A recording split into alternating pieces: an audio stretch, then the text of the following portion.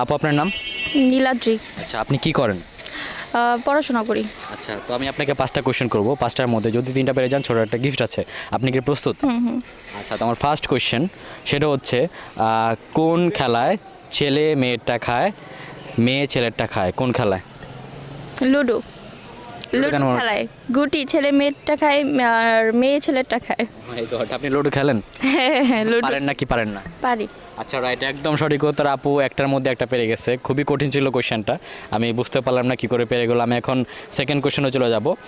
আপু একটার মধ্যে একটা পারলো। সেকেন্ড কোয়েশ্চেন সেটা হচ্ছে আপনার কোন জিনিস আপনি ছাড়া আর কেউ দেখতে পারে না? আপনার কোন জিনিস আপনি ছাড়া আর কেউ দেখতে পারে না?